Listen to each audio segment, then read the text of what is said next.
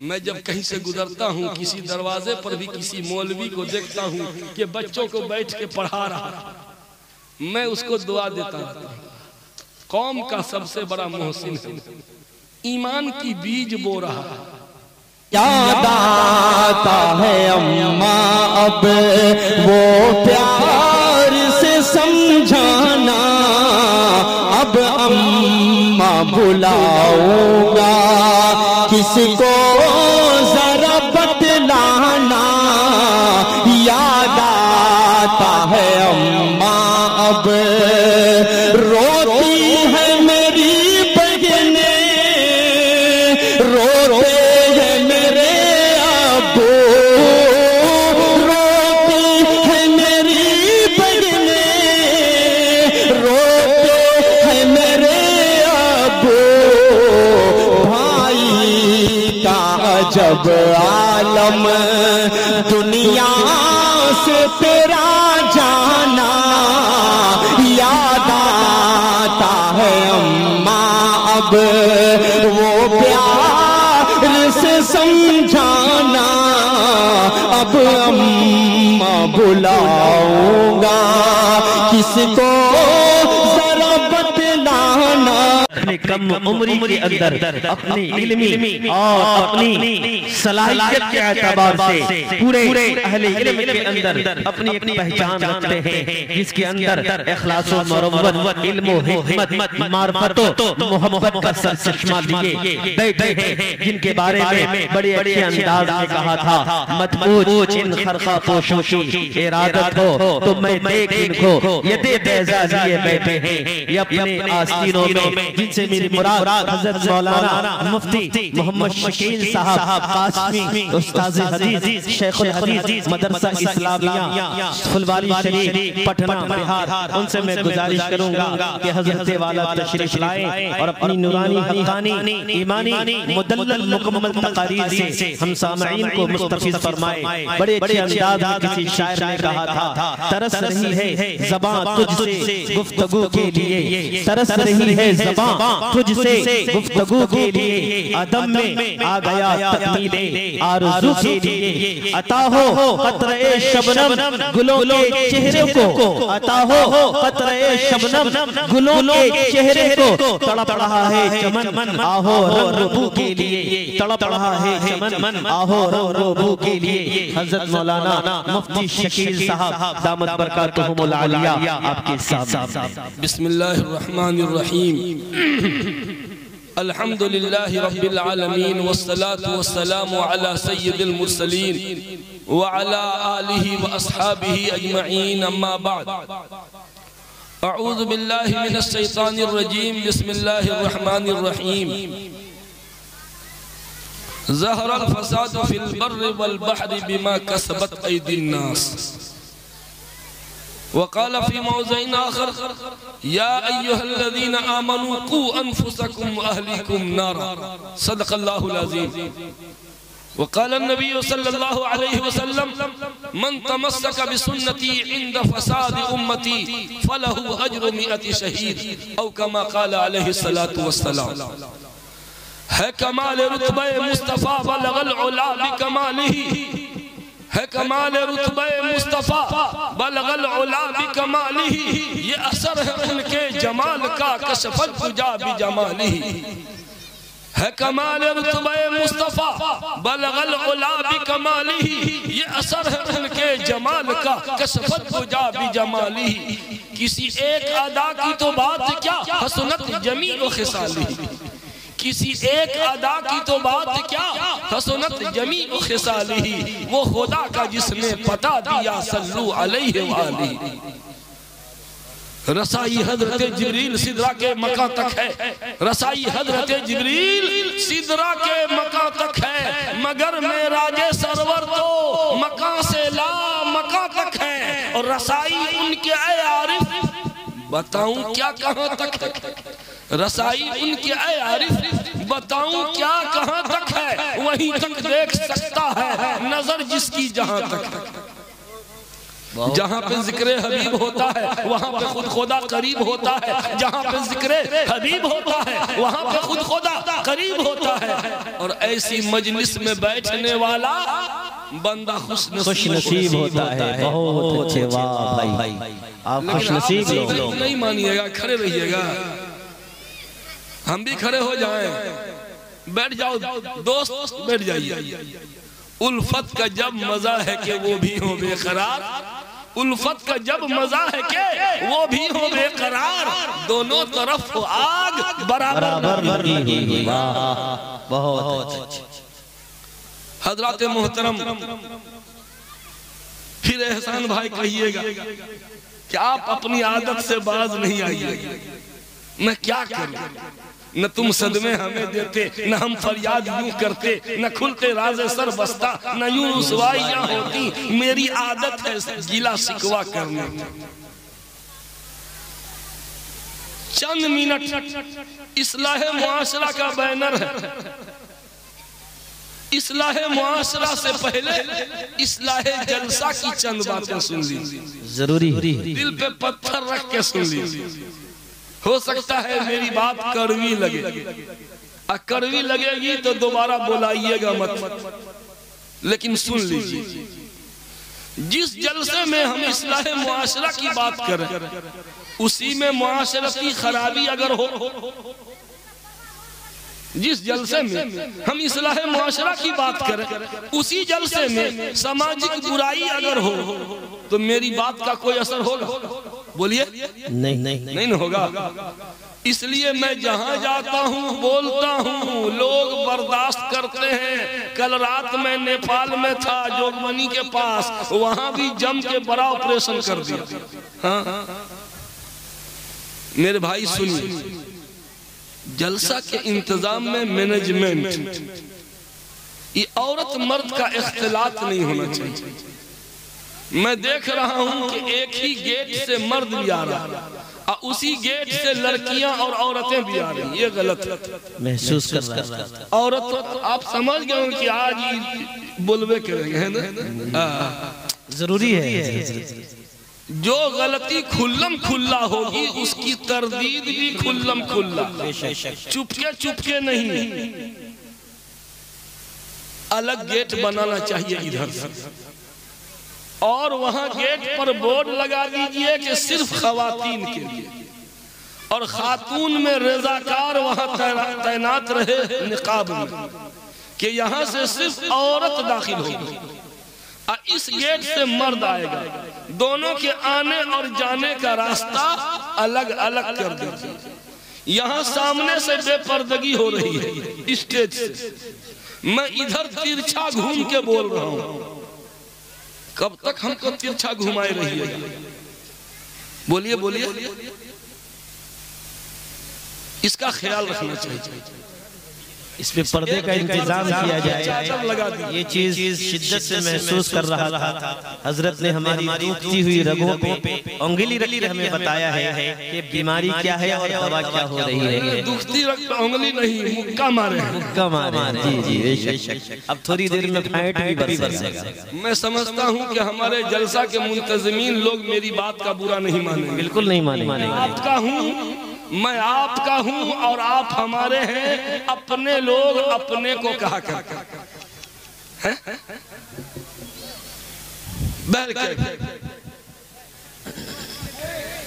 और अगर चाहे तो प्रोजेक्टर भी लगा सकते हैं ताकि औरतें लपक लपक के न देखें। हाँ, औरत लोग भी कम नहीं है। पर्दा लगाया गया एक जगह, तो पर्दा को नोचते नोचते झुकाते झुकाते नीचे बैठा दिया। क्या है, मर्दवा सब देखेगा, हम न देखेंगे? हम सब मर्दवा सब देख देख के सुनेगा, हम पर्दा के पीछे से सुनेंगे, हम भी देखेंगे। वो नोचते नोचते पर्दे का गर्दा उड़ा दिया औरत लोग। हाँ, बैठ के आइए, आप लोग थोड़ा सा साथ दीजिए। मैं चाह के भी देर तक बोल नहीं सकता हूँ। इस गांव में बच्चे लोग ज्यादा हैं, चच्चे लोग कम हैं।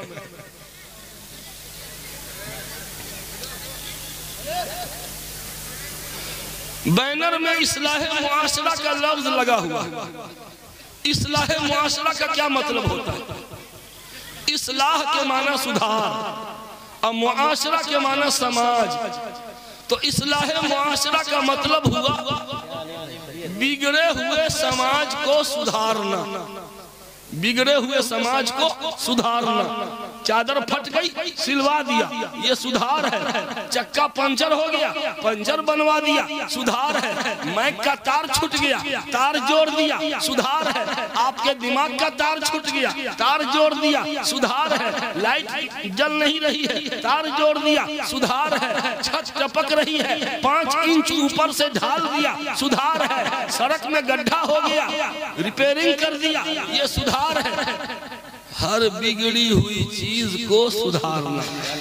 तो इस्लाह मुआशरा का मतलब होता है बिगड़े हुए समाज को सुधारना।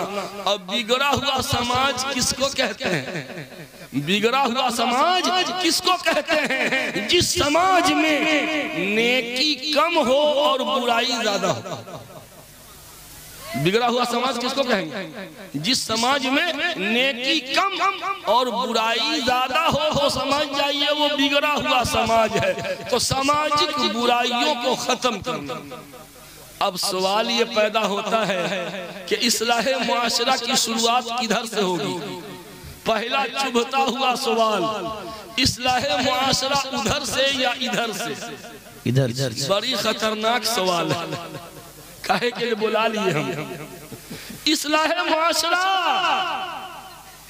बड़े बड़े हाई वोल्टेज मुकर्रिर आ रहे हैं, जहाज से उड़ उड़ के आ रहे हैं, गला फाड़ फाड़ के इस्लाह मुआशरा पर लच्छेदार तकरीरें झाड़ रहे हैं। लेकिन समाज जहां था वहीं है, बल्कि सामाजिक बुराइयां बढ़ती जा रही हैं, बढ़ती चली जा रही हैं। वजह क्या है? बीमारी कुछ है, दवा कुछ दे रहे हैं। चोट लगी है घुटने में, दवा लगा रहे हैं पेशानी में। सही बात। सर में दर्द हो रहा तो विक्स कहाँ लगाइएगा? सर में दर्द हो तो विक्स यहाँ लगाएंगे ना। अंगूठे की उंगली में विक्स लगा रहे हैं, सर का दर्द अच्छा होगा? सबसे पहला सवाल कि इस्लाह मुआशरा की शुरुआत किधर से, उधर से या इधर से? सवाल का जवाब मैं नहीं दूंगा, एक वाकया सुन लीजिए, आप खुद समझ जाइए। हजरत मौलाना अब्दुल्ला हसनी नदवी रहमतुल्लाह अलैह सिमरी बख्तियारपुर सहरसा जिला में आए थे, मैं भी वहां मौजूद था। हजरत ने चश्मेदीद वाकया बतलाया था। आज तक कान के रास्ते से दिल में वो वाकया उतर गया और अब तक वो आवाज गूंज रही है मेरे दिमाग में। क्या?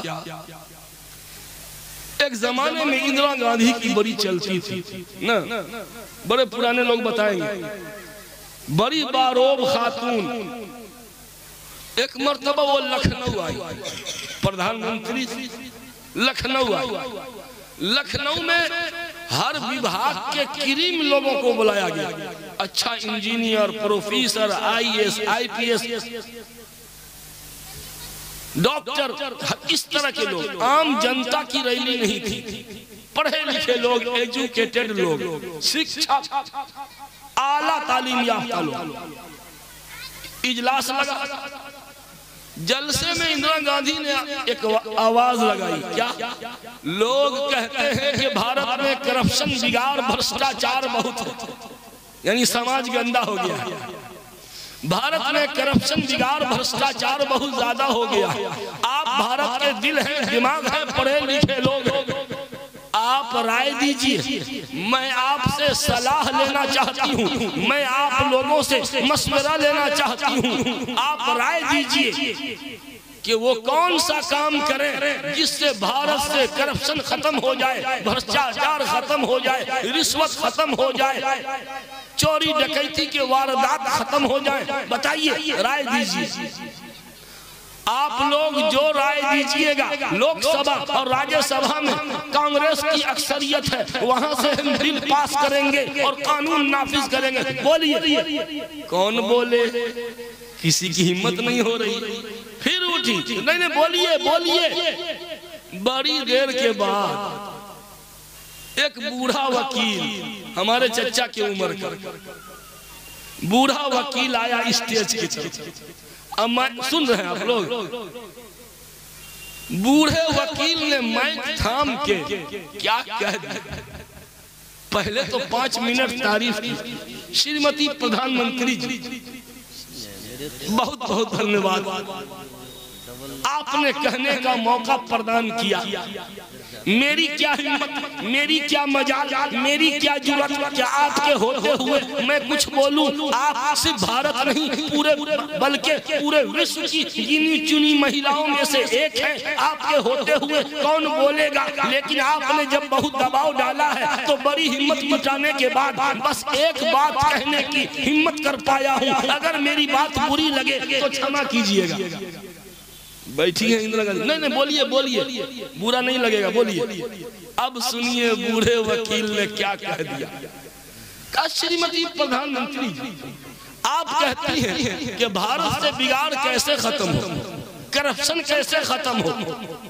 ये बताइए कि अगर जीना की सफाई करनी हो, ये स्टेज पे चढ़ने का जीना बना हुआ है ना, छत पे चढ़ने का जीना है ना, जीना की सफाई करनी हो तो किधर से, नीचे से ऊपर की तरफ या ऊपर से नीचे की तरफ। जीना की सफाई करनी होगी तो पहले ऊपर से सफाई करेंगे, फिर नीचे। अगर नीचे से ऊपर को साफ करेंगे कभी साफ नहीं होगा। धन्यवाद कह के बैठ गए। मतलब समझ गए? मतलब साफ है, क्लियर है कि जो जितने ऊंचे पद पर है, जो जितनी ऊंची कुर्सी पर है, जो जितने ऊंचे मकाम पर है, जितनी ऊंची नाक है, समाज में जितना बड़ा कहला रहा है, पहले कुर्सी वाले फिर पुआल वाले। तवज्जो, मैं अपने खिलाफ बोल रहा हूँ, मैं खुद को भी कटहरे में खड़ा कर रहा हूँ। तालीम याफ्ता लोग पहले सुधरेंगे, पहले हेड ऑफ डिपार्टमेंट सुधरेगा, तब कर्मचारी सुधरेगा, पहले कर्मचारी सुधरेगा, तब क्लर्क सुधरेगा, पहले क्लर्क सुधरेगा, तब चपरासी सुधरेगा। वो कहावत भूल जाइए, कमाए लगौटा वाला और खाए पैजामा वाला वो नहीं चलेगा।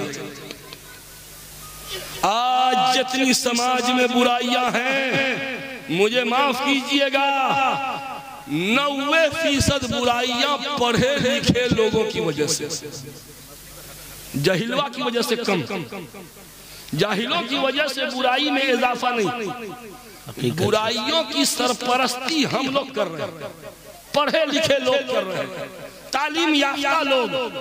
ये लोग जराइम क्राइम के बेताज बादशाह हैं, ये लोग सरपरस्त हैं। जहिलवा बेचारा क्या करेगा, छोटा मोटा कांड करेगा, छोटा मोटा कांड का, किसी की साइकिल चुरा के बेच देगा, किसी की बकरी चुरा लिया, किसी के खेत से ककड़ी तोड़ लिया, खीरा तोड़ लिया, यही सब छोटा। गोया जहिलवा खीरा चुराता है और पढ़ा लिखा हीरा चुराता है। चोर दोनों है, चच्चा दोनों है, एक हीरा चोर और एक हीरा चोर। मुझे बताया जाए, रायपुर में 14 आदमी का गैंग पकड़ा गया, पेपर में छपा। जानते हैं कौन लोग? एटीएम मंत्री। सब एटीएम मंत्री मतलब एटीएम का बटन दब आप पैसा निकाल के निकले, और क्रॉस का निशान लाल वाला उसको दबाना भूल गए। इतना क्वालिफाइड, इतना माहिर, इतना हाई एजुकेटेड, इतना बड़ा साइंटिस्ट, यूं बटन दबाया, सारा पैसा एटीएम का बल बल बल बल बाहर। कोई जहिलवा है? अंगूठा छाप है ये?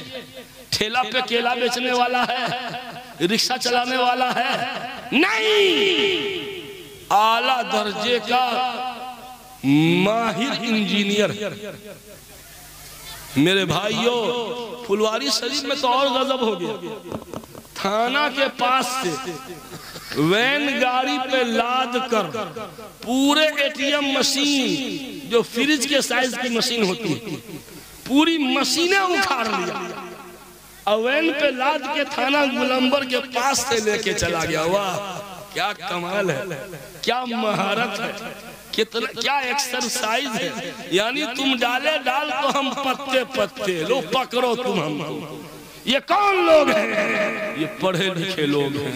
ये 2 नंबर का पुल बनाने वाले, सैलाब के महीने में धड़ाधड़ पुल गिर रहा, कभी वहां कभी वहां कभी वहां। ये 2 नंबर का मटेरियल दे करके पुल बनाने वाला कौन है? कोई जहिलवा है, पढ़ा लिखा इंजीनियर है। किडनी चुराने वाला, पेशेंट का किडनी, 2 किडनी में से 1 किडनी गायब, कौन कर रहा है? बकरी चराने वाला। ये पढ़ा लिखा डॉक्टर जी। और स्कूल में खिचड़ी का घोटाला, पोशाक का घोटाला, काहे को बुला लिया? 20 बच्चा स्कूल में, जरूरी 20 बच्चा स्कूल में 450 की हाजिरी लगा रहे हेड मास्टर साहब। हेड मास्टर कौन है? मौलाना साहब, चिल्ला वाले। मैंने क्या कह दिया? कान पकड़ रहा। मैंने उनको कहा कि क्या कर रहे हैं? क्या बताएं हम? अरे मुफ्ती साहब हम बताएं क्या? अगर नहीं लिखेंगे तो वीडियो चेक पे दस्तखतें नहीं करेंगे। हम क्या करें? मजबूर हैं। 100 लड़का है, हम 450 की हाजिरी बना के देते हैं, तो इतने के नाम पर लिबास, पोशाक, खिचड़ी वो सब मिलता है। ये कौन करने वाला? कोई अंगूठा छाप है? ये टीचर है, शिक्षक है, तालीम याफ्ता है, एजुकेटेड लोग है। गोया खिचड़ी का घोटाला करने वाला भी पढ़ा लिखा, किडनी चुराने वाला पढ़ा लिखा, डुप्लीकेट मटेरियल देकर पुल बनाने वाला इंजीनियर पढ़ा लिखा, और सियासत के बाजीगर, सियासत के बाजीगर, ये सब के सब पढ़े लिखे लोग। मेरे भाइयों, जब तक ये पढ़े लिखे लोग बेदार नहीं होंगे, समाज में कोई तब्दीली नहीं आएगी, कोई नहीं। अभी बिहार में एक जगह शादी हुई, बिहार में एक जगह शादी हुई, 3 किलोमीटर दूर बारात ले गया। क्या किलोमीटर? 3 किलो। सुन रहे हैं आप लोग कि सुनते सुनते सुन हो गए हैं। अभी दूसरा गियर अभी नहीं खोले हैं, अभी 1 नंबर गियर में चल रहे हैं।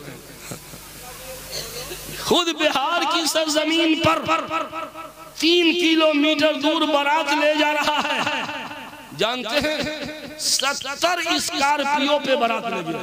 कितना? 70 स्कॉर्पियो। कोई उस कमीने को समझा था कि ये 3 किलोमीटर दूर और 70 गाड़ी, ये गाड़ी चलेगी कहाँ? अगर लाइन से गाड़ी को खड़ी कर दी जाए तो दुल्हा के घर से दुल्हन के घर तक पूरा रोडे जाम हो जाएगा। गाड़ी चलेगी कहाँ? तुम्हारे बाप के कपार पे गाड़ी चलेगी है? उसने ये नहीं देखा कि इस 3 किलोमीटर के दरमियान कोई यतीम लड़की है, कोई बेवा की बेटी है, खूबसूरत तालीम याफ्ता होने के बावजूद महज गुर्बत की वजह से उसका रिश्ता नहीं लग रहा है। जब ये 70 गाड़ियों की कतार देखेगी तो उसके दिल पे क्या गुजरेगी? आगे मत जाइए, आगे मत जाइए। एक वाकया बताऊंगा तो सब समझ जाएंगे।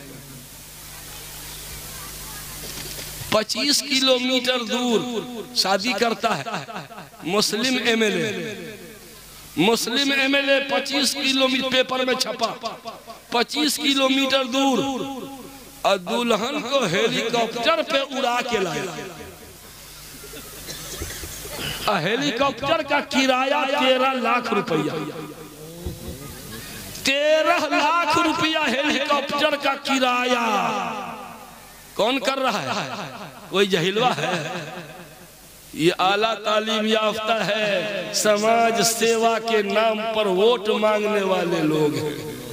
ये फजूल खर्ची कर रहे हैं। ये सामाजिक बुराई है कि नहीं? समाज में बुराइयां 95% से ज्यादा पढ़े लिखे लोगों से फैल रही। जाहिलों से बहुत कम। मेरे भाइयों, मैं आपको बताना चाहता हूं एक अहम बुराई जिसका इलाज मैं जल्दी जल्दी बता के जाऊंगा। खास मैं दौरे नबूवत और दौरे सहाबा का नक्शा पेश करना चाहता हूं। मदनी समाज कैसा था, मदनी समाज कैसा था। दौरे नबूवत में, दौरे सहाबा में मुअज्जिने रसूल हजरत बिलाल ने पुकारा, अल्लाहु अकबर, अल्लाहु अकबर। मुअज्जिन की एक आवाज लगी, मदीने के बाजार में सन्नाटा। पूरे बाजार में न दुकानदार न खरीदार कोई नहीं। कहाँ गए सब मस्जिद। एक सहाबी अनाज बेच रहे थे मदीना में, अनाज बेच रहे थे मदीना के बाजार में, हाट पर। एक पलड़े तराजू के एक पलड़े पर बटखरा है, दूसरे पलड़े पर गेहूं या जौ वगैरह यूं यूं डाल रहे हैं। उतने में आवाज आती है, अल्लाहु अकबर, अल्लाहु अकबर। तराजू को रख दिया जमीन पर। गाहक को कहा, भाई साहब नमाज के बाद मेरे रब ने बुलाया, मेरे रब ने पुकारा है, अब मैं अपना काम नहीं करूंगा।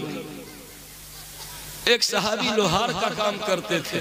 लोहार का, लोहा गरम है, गरम लोहा पर हथौड़ा मारने के लिए यूं उठा चुके हैं, गरम लोहा पर हथौड़ा मारने के लिए उठा चुके हैं। उतने में आवाज आई, अल्लाहु अकबर, अल्लाहु अकबर। गरम लोहा पर हथौड़ा नहीं मारा, जमीन पे रख दिया मस्जिद। मेरे भाइयों, ये था मदनी समाज, इतना पाकीज़ा समाज। आखिर ऐसा कैसे हो गया? उसका जवाब 3 लफ्जों में है, लेकिन वक्त बहुत ज्यादा लग जाएगा। अभी एक अहम मसले को मैं छेड़ना चाहता हूं, जो एक वबा की शक्ल इख्तियार कर चुका है, और इस मौजू पर तन्हा मैं ही बोल रहा हूं। मेरा साथ लोग नहीं दे रहे हैं, अकेले चला हूं, अकेले अभी तक हूं। लोग ज़िमनन एक आध जुमला बोल दिए, बस मैं पूरी तकरीर इसी मौजू पे कर देता हूँ। सही बात है। आज जो सूरत हाल है, ये औरतों में रजाकार तैयार नहीं किए थे, है ये औरतें खामोश नहीं बैठ सकती।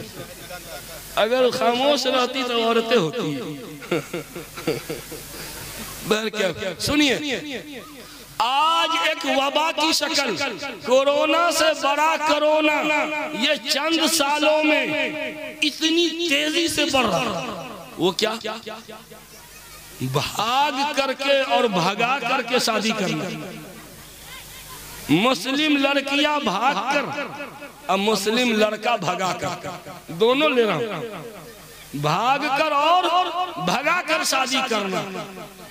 पहले कभी बाई चांस सुनने में आता, लोग थू थू थू करते थे, लेकिन अभी 3 महीने में 16 लड़कियां, चंपारण में 3 महीने में 16 मुस्लिम लड़कियां गैर मुस्लिम लड़कों के साथ भाग। इज्जत भी बर्बाद, ईमान भी बर्बाद। और हम नमाज की निशानी सजा करके चिल्ला में जा रहे हैं। अब मोहल्ले में आग लगी हुई है, ईमान का दिवालिया निकल रहा है, और हम अपने जन्नती बनने की प्रैक्टिस में लगे हुए हैं। याद रखिए, अकेला हमारा अपना अमल जन्नती होने के लिए काफी नहीं है, जब तक समाज को भी बुराई से रोकने की कोशिश न करें।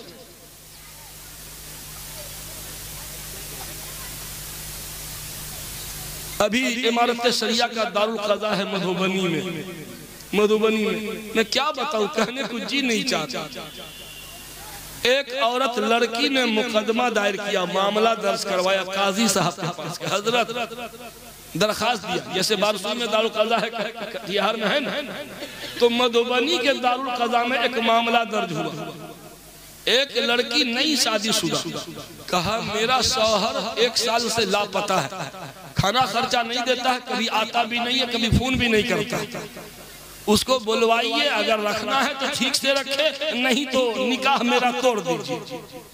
काजी साहब ने नोटिस जारी किया, नोटिस वापस कि रिसीव नहीं किया, फिर नोटिस गया, फिर वापस, फिर नोटिस, फिर वापस, रिसीव नहीं करता। कहा कि यहाँ पे है ये नहीं है कोई। एक मर्तबा वो लड़की ने उसको देख लिया, अपने शौहर को, अपने भाई की मदद से जबरदस्ती पकड़ के लेके आई दारुल कज़ा में। हजरत यही है मेरा शौहर, यही है, इंसाफ दिलवाइए। काजी साहब ने चल बैठो बैठो, सुन रहे हैं, क्यों नहीं देता है खर्चा, क्यों नहीं साथ रखते हो? अगर साथ नहीं रखना था, खर्चा नहीं देना था, तुमने शादी क्यों किया? बड़ी डांटा काजी साहब ने, जितना डांटना था डांटा। कहा कि अच्छा अब गलती नहीं होगी, अब नहीं होगी।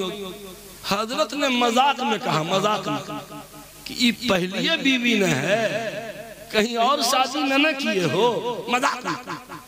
इस उम्मीद पर कहा था कि वो कहना तोबा तोबा, हम कहा ये तो पहली बीवी। बताओ ये पहली बीवी है ना, कहीं और ना शादी किए हो, मजाक। क्या बोला हजरत, ये पहली बीवी थोड़े है, ये तो चौथी बीवी है। अल्लाह हंसिए मत, खबरदार अभी रुलाऊंगा, तड़पाऊंगा, पुरखार वादियों में नंगे पांव दौड़ाऊंगा। हजरत ये पहली बीवी नहीं, ये तो चौथी बीवी है। अरे अब पहली बीवी कहाँ? ना बीवी नहीं, पत्नी बोलिए। मैं मुसलमान भी नहीं हूँ, मैं तो हिंदू हूँ। मेरी पहली पत्नी यूपी में देहरादून की, दरभंगा में फेरी का काम करता हूँ। दूसरी शादी दरभंगा में मुस्लिम लड़की से किया, ये कह के कि मैं मुसलमान हूँ। सुनिए सुनिए, मैं दूसरी शादी दरभंगा में किया, ये कह के कि मुसलमान हूँ। और तीसरी शादी रैयाम में किया, ये कह के कि मैं मुसलमान हूँ। ये भी मुस्लिम लड़की, दूसरी मुसलमान लड़की, तीसरी मुसलमान। और तीसरी शादी भगवतीपुर में मुसलमान लड़की से, यही कहा कि मैं मुसलमान हूँ। पहली बीवी तो ठीक है, वो पत्नी है हमारी, लेकिन उसके अलावा दरभंगा में, रैयाम में, भगवतीपुर में 3 जगह 3 मुस्लिम लड़कियों से मैंने धोखा दे के बियाह किया। 6 महीना इसके साथ रहा, गायब। फिर वहां शादी रचाया रैयाम में, 6 महीना वहां रहा, फिर गायब। इस तरह से चकमा देकर 3 जगह और शादी की। कैसे? फेरी करने वाला, फेरी करते करते वो फेरा लगा दिया। शर्म नहीं आई? ऐसा क्यों हुआ? हमारी 3 बेटियों की इज्जत भी गई, ईमान भी गया। क्यों? क्यों? मोबाइल के बेजा इस्तेमाल में वो लड़की, वो मर्द गैर मुस्लिम फेरी करता था। औरतें धड़ल्ले से सामान खरीदती हैं, मोबाइल मांग लिया, बार बार कांटेक्ट किया, कांटेक्ट करते करते पूरा संपर्क हो गया। मेरे भाइयों, क़यामत के दिन सारी नमाज धरी की धरी रह जाएगी। हमारे रोजे हमारे मुंह पे मार दिए जाएंगे। पूरी जिंदगी तुम खाने काबा का तवाफ करते रह जाओ, अगर औलाद को नेक बनाने की फिक्र नहीं किया, जहन्नम में धोखे। जो अहबाब खड़े हैं उनसे गुजारिश है कि बैठ जाए, जगह जहाँ मिल रही है वहीं बैठ जाए। ये मुनासिब नहीं है कि अच्छी गुफ्तगू और आप भाइयों बैठ मैं ये बताना चाहता हूँ ये फितने इर्तिदाद क्यों है।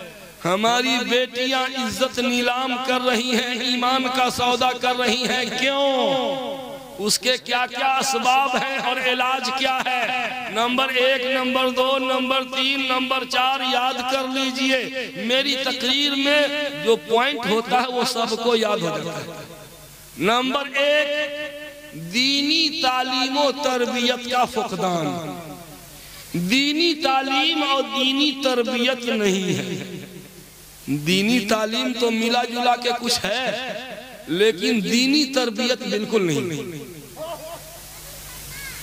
इल्म और है और इल्म पर अमल करना और है। इल्म की कमी नहीं है। पहले कोई पढ़ा लिखा मिलता था गांव में, उस मोहल्ला से लोग आती थी औरत मुर्गा ज़बह करवाने।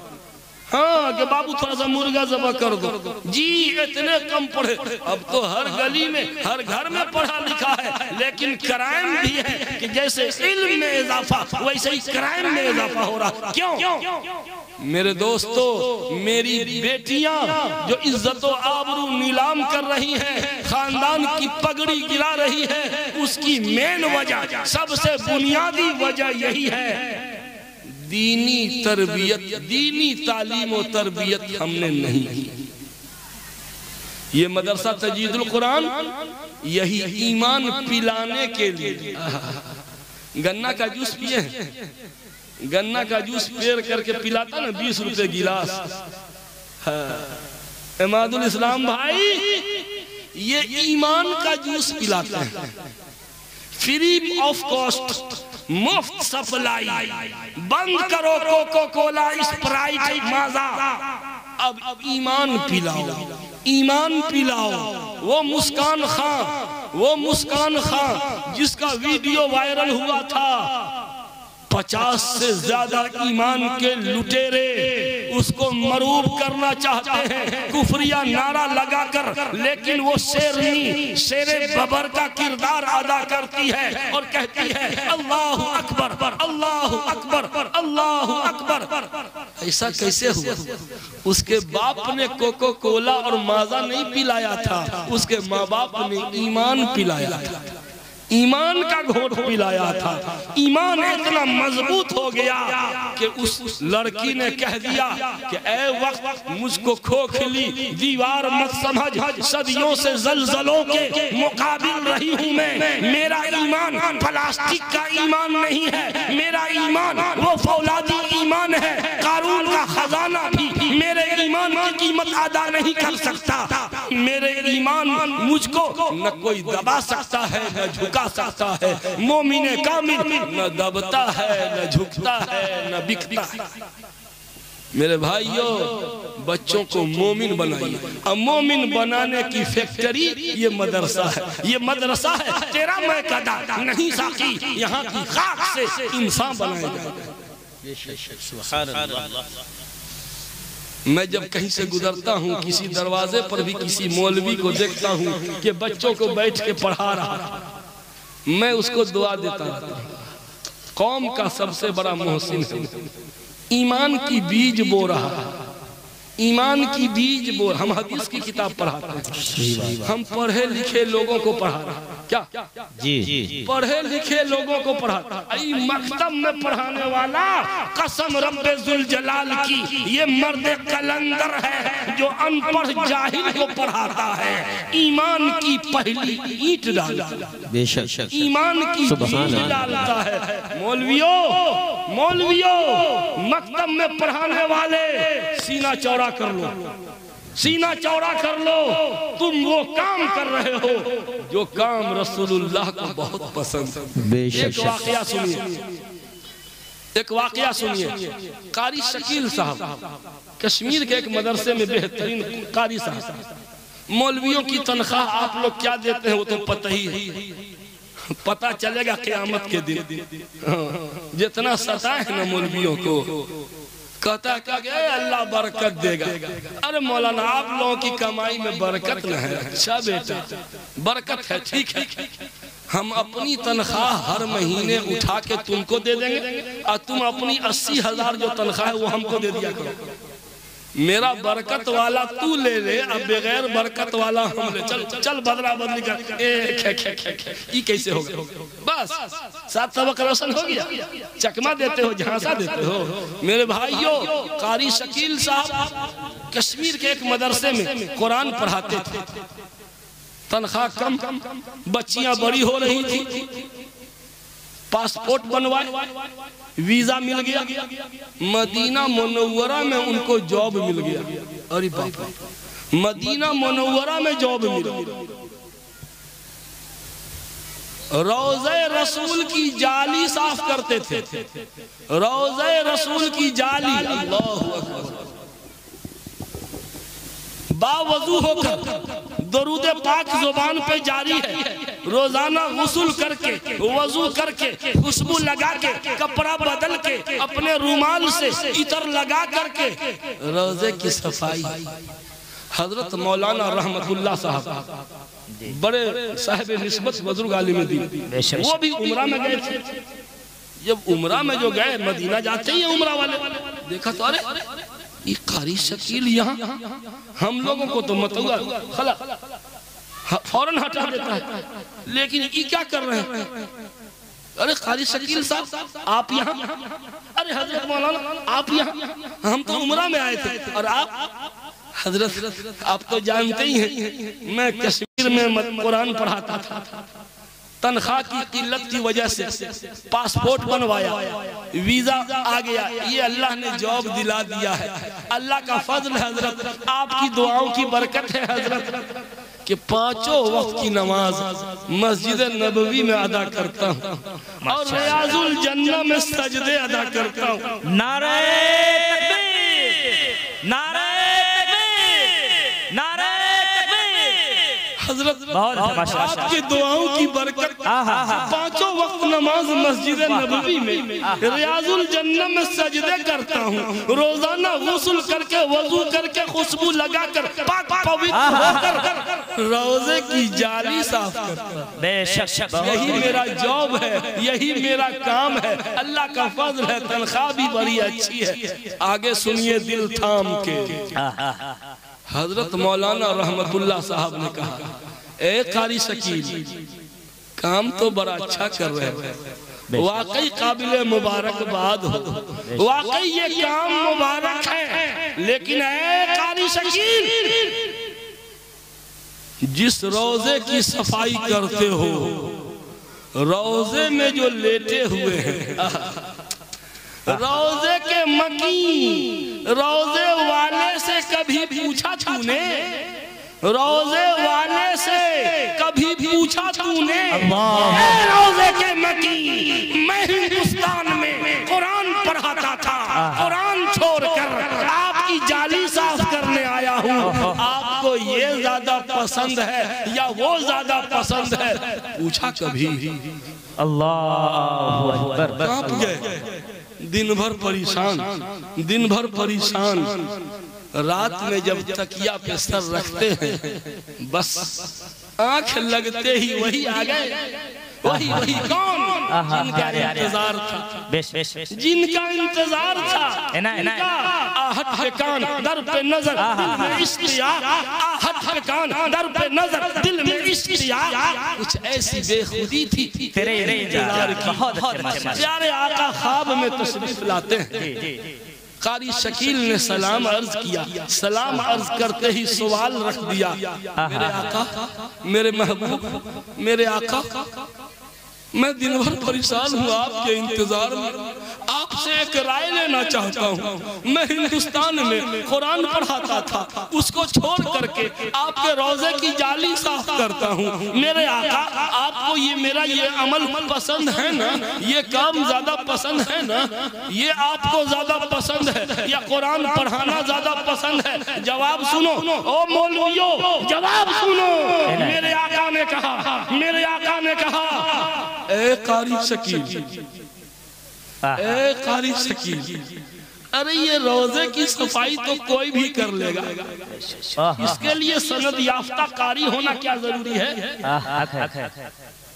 माशाअल्लाह गांव का नौजवान सब कारोबार में लगा हुआ है और मस्जिद से जुड़ा हुआ है और मकतब को जिंदा किए हुआ है। जी चाहता है तुम्हारी पेशानी चूम लूं भरे इजलास में। कहा ए कारी शकील, रोजे की जाली तो कोई भी साफ कर लेगा, इसके लिए सनद याफ्ता कारी होना क्या जरूरी है?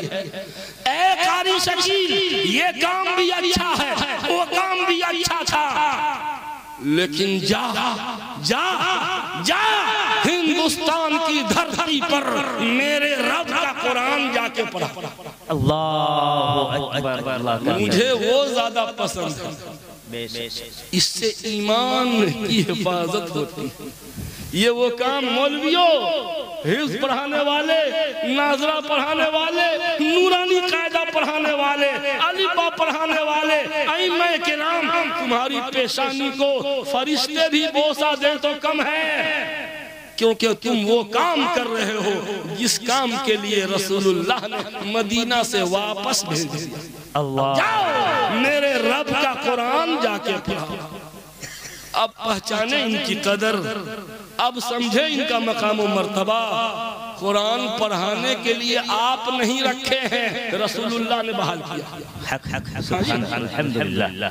आपको कुरान पढ़ाने के लिए गांव वालों ने नहीं, अल्लाह और रसूलुल्लाह ने आपको बहाल किया है। खुश होकर के पढ़ाते रहिए। अबू अब्दुर्रहमान सोलमी, बुखारी शरीफ जिल्द सानी, बाबो कौलिन नबी सल्लल्लाहु अलैहि वसल्लम खैरुल कुरान खैरुकुम मन तअल्लमल कुरान व अल्लम। इसी हदीस को इमाम बुखारी ने तर्जमे में उन्वान और हेडिंग में डाला और हदीस जो नकल किया अबू अब्दुर्रहमान सोलमी ताबई है। इसी हदीस की वजह से कि तुम में सबसे सुंदर व्यक्ति, सबसे बेहतरीन आदमी वो है जो कुरान सीखे और जो कुरान सिखाए। कहा इसी हदीस की वजह से मैं 74 साल से कुरान पढ़ा रहा हूं। अल्हम्दुलिल्लाह। 74 साल से हजरत उस्मान गनी के जमाने से लेकर हज्जाज बिन यूसुफ के जमाने तक। और हज्जाज बिन यूसुफ की मौत हुई है शव्वाल सन 95 हिजरी में। जोड़ लीजिए, तकरीबन 74 साल तक कुरान पढ़ाते रहे, पढ़ाते रहे, पढ़ाते रहे।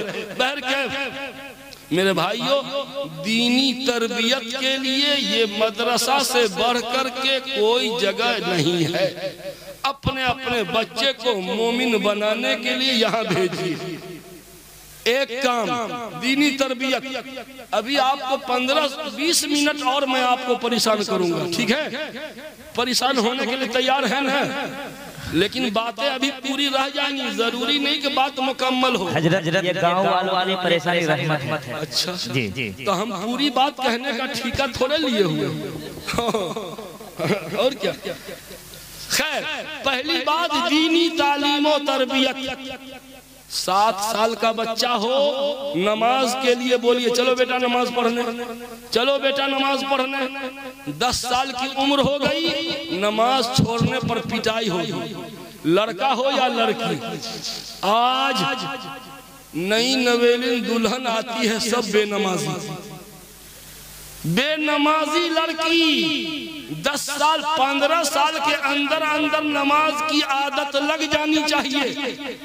अगर मैके वालों ने नमाज का आदी नहीं बनाया तो बेनमाजी लड़की जुनैद बगदादी के निकाह में चली जाए, ख्वाजा निजामुद्दीन औलिया की बीवी बन जाए, बख्तियार काकी की बीवी बन जाए, वो भी बेनमाजी लड़की को नमाजी नहीं बना पाएंगे। क्यों? एज एक्सपायर कर चुका, नमाजी बनाने का एज एक्सपायर हो चुका। मुफ्तियाने किराम की बीवी भी अगर मैके वालों ने उसको नमाजी नहीं बनाया होगा तो मुफ्ती की बीवी भी नमाज नहीं पढ़ेगी। हाँ, लच्छेदार तकरीर झाड़ लेना और है, बीवी पे असर नहीं होगा आपका। असल जुर्म उसके माँ बाप का। तरबियत की जो उम्र थी उस उम्र में माँ बाप ने तरबियत नहीं की। अब हमारे पास जो आई है तो बुराई जड़ पकड़ चुकी।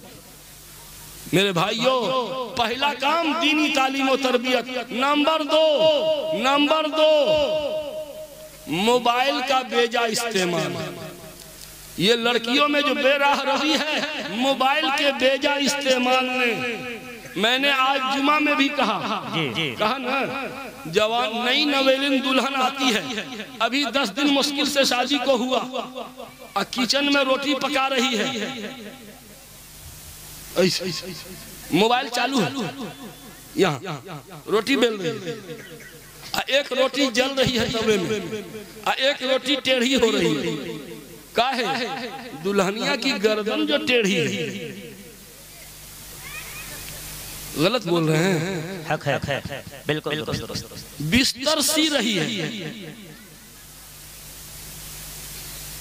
ये मोबाइल का जुनून, मोबाइल का नशा, ये कहां से नशा सीख के आई है? माँ बाप के घर से, मदर इंटरनेशनल स्कूल से, माँ बाप के यहाँ से मोबाइल का इश्क लेके आई। ये सही बोल रहा हूँ कि नहीं? बिल्कुल। क्या हमारी बेटियां छत पे जाकर गैर लड़कों से घंटों बात नहीं कर रही?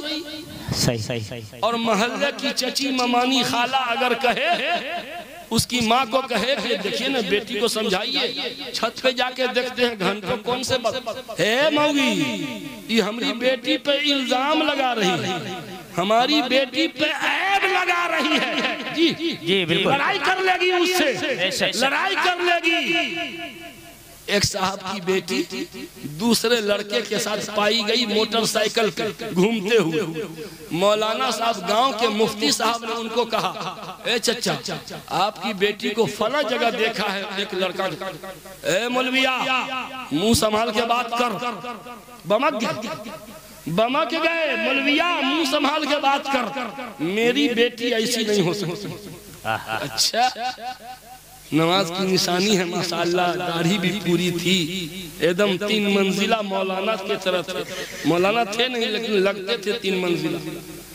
ए मौलविया, मुंह संभाल के बात कर। मस्जिद में मुफ्ती साहब को बेइज्जत कर दिया, लेकिन अफसोस हफ्ता दिन के अंदर वही लड़की भाग गई, कोर्ट मैरिज कर ली। तब वो मुफ्ती साहब ने फोन किया, चचा अस्सलाम वालेकुम, कुछ बात याद आ रही है? हम कुछ बोले थे तो हमको मौलविया बोले थे, मुंह संभाल के बात कर, शर्म उरम आ रही है। चमन अपने हाथों से बर्बाद करके जो है बाग अब वो पछता रहे। ये मर्द बेचारा, मर्द जानवर के तरफ पैसा कमाने में लगा। अम्मा तो खुद गैर तरबियत याफ्ता, वो क्या बेटी की तरबियत करे? मसला तो यहाँ फंसता है मेरे भाई, क्या आजकल के बच्चों को तरबियत करने वाले माँ बाप नहीं। माँ बाप के जीते जी ये बच्चा यतीम है, ये बच्चा यतीम है जिसके माँ बाप उसकी तरबियत के लायक नहीं। अगर आप तरबियत के लायक नहीं तो इमादुल इस्लाम भाई के हवाले कर दीजिए कि आप थोड़ा सा मेरे बच्चे की तरबियत करिए। क्या आप नहीं कर सकते और यकीनन नहीं इनके हवाले कर। मेरे माँ बाप कोई आलिम नहीं थे, लेकिन मेरे माँ बाप ने आलिम के हवाले कर दिया कि आप मेरे बच्चे की तरबियत कर दीजिए। सही। तो अब आपके सामने हम हैं, देख लीजिए, ये कीजिए ना। कम से कम मोबाइल के बेजा इस्तेमाल ने, वो जो फेरी करने वाले से चक्कर हुआ, मोबाइल के बेजा इस्तेमाल ने आज ऑनलाइन खरीदारी, ऑनलाइन शॉपिंग का फैशन आपके तरफ नहीं होगा सर? है। यहाँ भी है। ला हौल वला कुव्वत। ऑनलाइन मोबाइल में यूं किया, सैंडल दरवाजे पे, लिपस्टिक दरवाजे पे, दुपट्टा होम डिलीवरी, निकाब होम डिलीवरी, बिरयानी घर पहुंचे। अच्छा, अब तो लगता है कि बच्चा भी ऑनलाइन पैदा होगा। हाँ, बच्चा अब डाउनलोड किया जाएगा। डाउनलोड किया जाएगा बच्चा। इस तरह ये खरीदारी ऑनलाइन मैं मना नहीं करता हूँ, मर्द लोग अपने मोबाइल से बुकिंग करें, अब मर्द सामान को रिसीव करें, लेकिन अफसोस के साथ कहना पड़ता है मेरे सर्वे के मुताबिक ऑनलाइन खरीदारी करने वाली या तो कुंवारी लड़की है या नई नवेली दुल्हन है। यही लोग ज्यादा ऑनलाइन खरीदारी कर रही है। आप पूछिए ना चचा ये थर्मस कितना में लिए? बड़की दुल्हन ऑनलाइन मंगाई है। चचा ये मोजा बड़ा अच्छा है, तो हाँ बड़की बेटी जो है ना ऑनलाइन मंगा दी है। फख्र से काहे के बेटी पढ़ी लिखी है, बहू पढ़ी लिखी है ना, इसलिए ऑनलाइन तरक्की का मेराज है। मेरे भाइयों मुझे बताओ कि ऑनलाइन खरीदारी की वजह से, ऑनलाइन खरीदारी की वजह से घर का पर्सनल नंबर, घर का प्राइवेट नंबर गैरों के पास पहुंचा कि नहीं? बिल्कुल। कोई सामान पूना से, कोई बंबई से, कोई कलकत्ता से, कोई दिल्ली से, कोई पटना से आ रहा है, जहाँ जहाँ कंपनी का ब्रांच है वहाँ वहाँ आपकी बेटी का पर्सनल नंबर, आपकी बहू का प्राइवेट नंबर पहुँच गया कि नहीं? अगर गांव का कोई लड़का बोले कि चचा अपनी बड़की बेटी का नंबर दीजिए ना, थोड़ा बतियावेंगे, आप अपनी बड़की पुतों का नंबर दीजिए ना, जरा सा मिस कॉल करेंगे, बमक जाइएगा, बिल्कुल आपे से बाहर हो जाइएगा। जी गुस्से की बात ही है, गुस्सा होना चाहिए, लेकिन मुझे बताया जाए कि वही हमारी लड़की ने गैर मुस्लिमों को अपना नंबर दिया कि नहीं दिया? बिल्कुल। घर का प्राइवेट नंबर पहुंच गया कि नहीं पहुंचा? मेरे दोस्तों कब समझिएगा, रोक लगा दीजिए। बहू बेटियों को कह दो कि जो सामान चाहिए हमको बोलो, मैं ला के दूंगा। आप अपने मोबाइल से बुकिंग नहीं आता है तो जाके कटिहार से खरीदिए, लेकिन बहू बेटियों पर कड़ी नजर रखें, कड़ी नजर। तो पहला काम दीनी तालीम और तरबियत। नंबर 2 मोबाइल का बेजा इस्तेमाल। इसी वजह से ये इर्तिदाद की हवा चल रही है, इसलिए मोबाइल पर पावर ब्रेक लगाइए। नंबर 3 बेपर्दगी। ये बेपर्दगी इसलिए मैंने यहाँ पर्दा लटकवाया, हजरत बुरा नहीं ना माने। बेपर्दगी, जिस समाज में बेपर्दगी होगी उस समाज में ऑटोमेटिक बदनजरी भी होगी। क्या? जिस समाज में बेपर्दगी होगी उस समाज में बदनजरी होगी, और जब बेपर्दगी और बदनजरी दोनों पाई जाए यकीनन ज़िना का अड्डा होगा वो समाज, ज़िना का अड्डा होगा वो समाज। आज हमारी माएं बहनें पर्दा करती हैं, लेकिन किससे? मौलाना लोगों से बस। सही। हाँ जी, सिर्फ मौलाना लोगों से पर्दा। और आप लोग ये तो समझिए हमारे ग्रुप का आदमी, मैके वालों से कोई पर्दा नहीं, सिर्फ ससुराल वालों से पर्दा। और ससुराल में भी शौहर के बड़े भाई को क्या बोलते हैं? हमारे यहाँ भैंसुर बोलते हैं। और छोटे भाई को? अच्छा। आपकी बीवी की बड़ी बहन क्या लगेगी आपको? बड़ी बहन 1.5 सास बोलते हैं हमारे यहाँ। और छोटी बहन को साली बोलते हैं। दोनों साली है। अच्छा, तो शौहर का बड़ा भाई भैंसुर, उससे हंसी मजाक चलता है? नहीं। छोटी बहन, शौहर का छोटा भाई देवर, उससे मत पूछिए, खूब है ना। ये देवर का लफ्ज ही नाजायज लफ्ज है, ये नाजायज लफ्ज है, ये बिरादराने वतन से सीखा है। इस्लाम की नजर में शौहर का बड़ा भाई भी छोटा भाई भी दोनों गैर महरम है, दोनों से पर्दा है। किस जालिम ने कह दिया कि बड़े भाई से पर्दा और छोटे देवर से पर्दा का गर्दा? किसने समझाया? ये देवर का लफ्ज ही नाजायज है। कैसे? ये संस्कृत जुबान का लफ्ज है, ये संस्कृत जुबान का लफ्ज है। दे माने दूसरा और बर माने दूल्हा। दे माने दूसरा, और बर माने तो देवर माने दूसरा दूल्हा। क्या माना हुआ? देवर माना दूसरा दूल्हा। इसका मतलब है कि पहला दूल्हा वो है जिससे निकाह पढ़ाया गया, ये दूसरे नंबर का दूल्हा है। बताइए ये नाजायज लफ्ज हुआ कि नहीं? अस्तगफिरुल्लाह। साली की बड़ी बहन डेढ़ सास, बीवी की बड़ी बहन डेढ़ सास, छोटी बहन साली, साली से हंसी मजाक और बड़ी बहन से हंसी मजाक नहीं। ये फर्क वहीं से आया है। इस्लाम में दोनों गैर महरम है। दारुल इफ्ता इमारत शरिया चलिए, इतना गंदा गंदा फतवा लोग पूछने आते हैं। अस्तगफिरुल्लाह, समझ गए आप लोग? इतना गंदा गंदा भयानक भयानक वाकया पेश आ रहा है मुस्लिम समाज में। क्यों? बेपर्दगी बेपर्दगी बेपर्दगी। तो नंबर 1 दीनी तालीम और तरबियत का फुकदान, नंबर 2 मोबाइल का बेजा इस्तेमाल, नंबर 3 बेपर्दगी, और नंबर 4 शादी में बेजा ताखीर।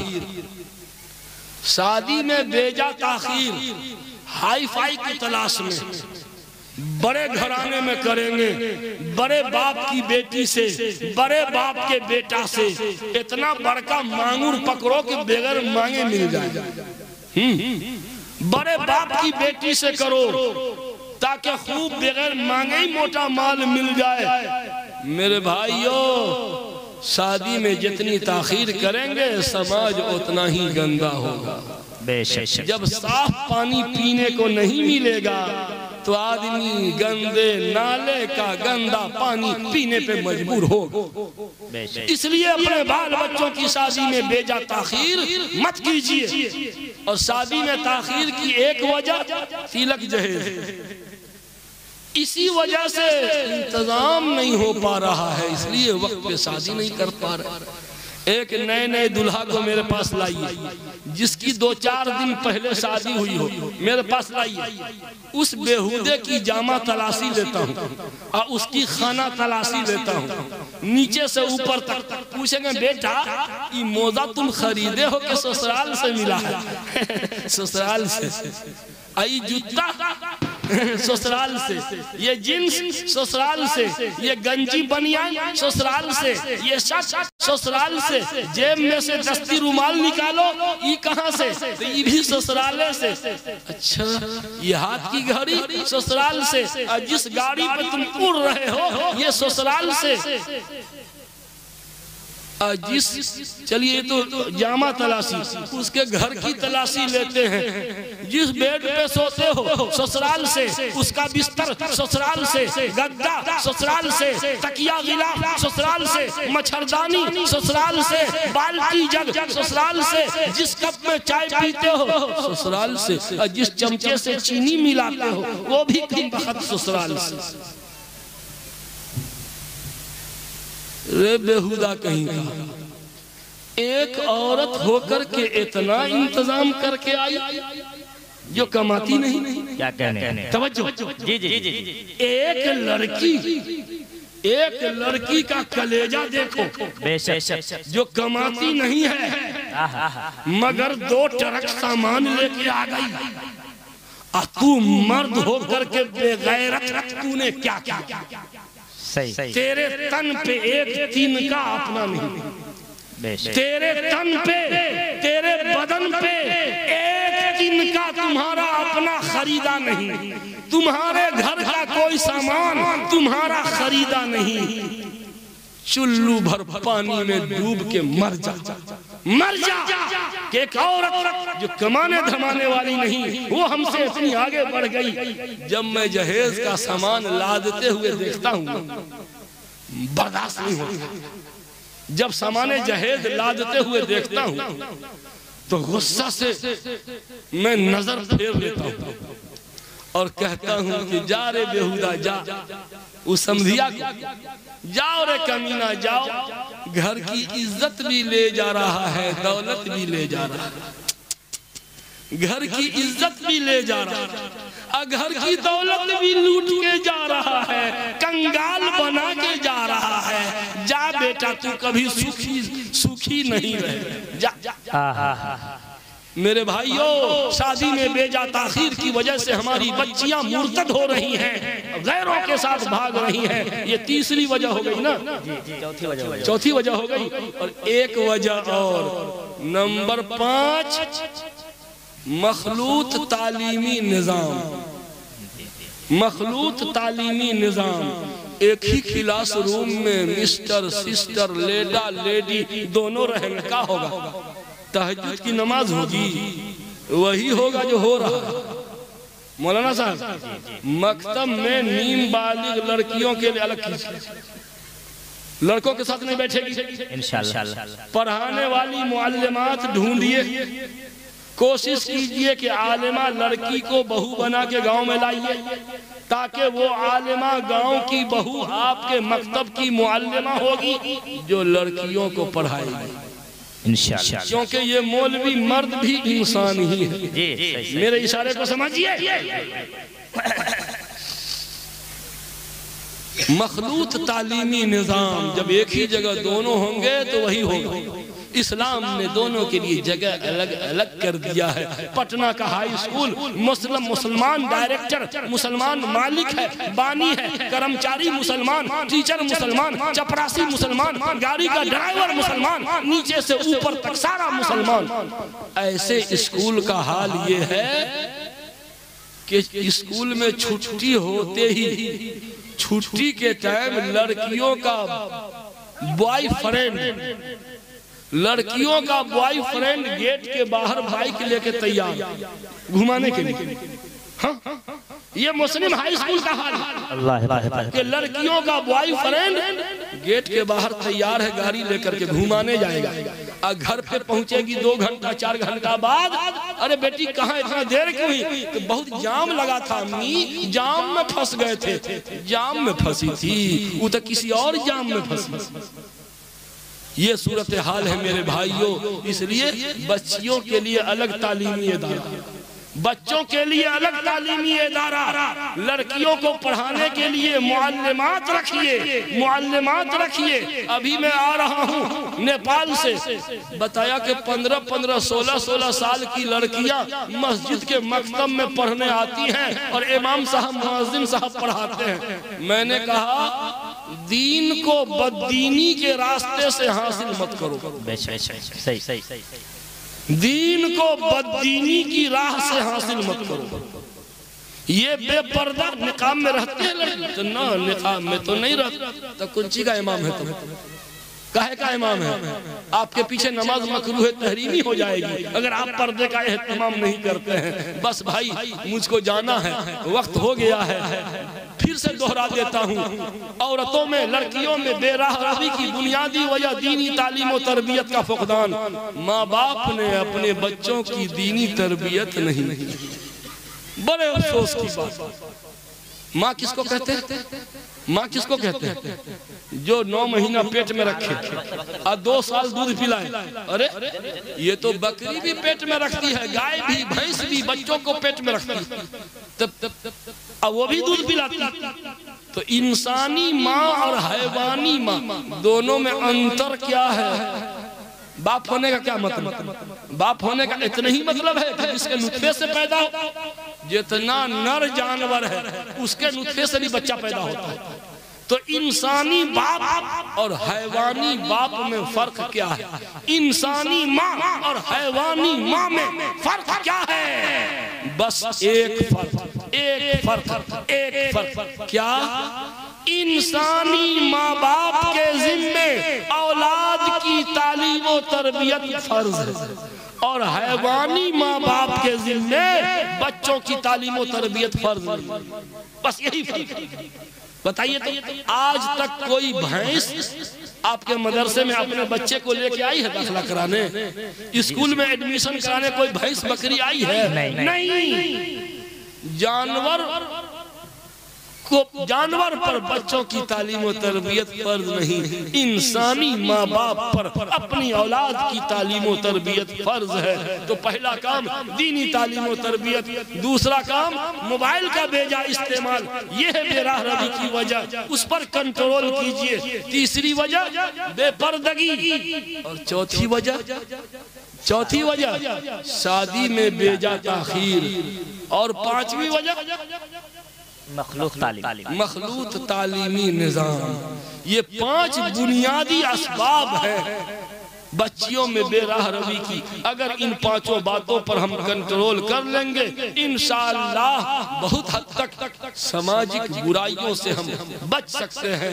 मैंने वक्त ज्यादा ले लिया, नहीं ज्यादा नहीं लिया है, इतना ही मेरा वक्त था समझिए।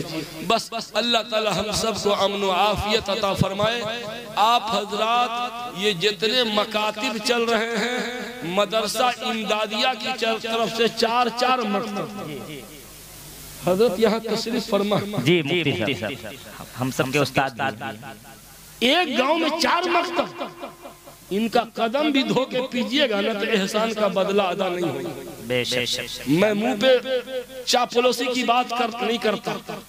4 मकतब गांव में, आप क्या समझ रहे हैं? और मजबूत कीजिए, घर के हर अकायद जरूर सिखाइए बच्चों को, अकीदा जुबानी याद कराइए, अकीदा जुबानी याद कराइए, क्योंकि स्कूल का माहौल इर्तिदाद वाला माहौल बनता चला जा रहा है। याद रखिए, तालीमी इदारे पानी टंकी की तरह है। आप लोगों के हर घर नल का जल है कि नहीं? अगर टंकी में पानी गंदा होगा तो नल से पानी गंदा ही ना निकलेगा। अगर टंकी में साफ पानी होगा तो नलों से साफ पानी। बस ये तालीमी इदारे पानी टंकी है। तालीमी इदारे में जो पढ़ाइएगा समाज में वही फैलेगा। तालीमी इदारों में जो पढ़ाया जाएगा समाज में वही फैलेगा। आप अच्छाई सिखाइएगा, अच्छाई फैलेगी। आज स्कूलों में माँ बाप का अदब सिखाया जाता है नहीं, बड़ों का अदब सिखाया जाता है नहीं। ये कहाँ मिलेगा? ये बोरिया पर बैठने वाले मर्द कलंदर के पास मिलेगा। अल्लाह ताला हम सबको अमन व आफियत अता फरमाए। मैं दिल से दुआ देता हूँ मदरसा तजदीदुल कुरान और दीगर मकातिब चलाने वाले नौजवान उलमाए किराम को अल्लाह आप सबको सलामत रखे, दिन दूनी रात चौगुनी तरक्की अता फरमाए। आमीन आमीन व आखिर दावाना अल्हम्दुलिल्लाहि रब्बिल आलमीन। माशाअल्लाह। हज़रात महतरम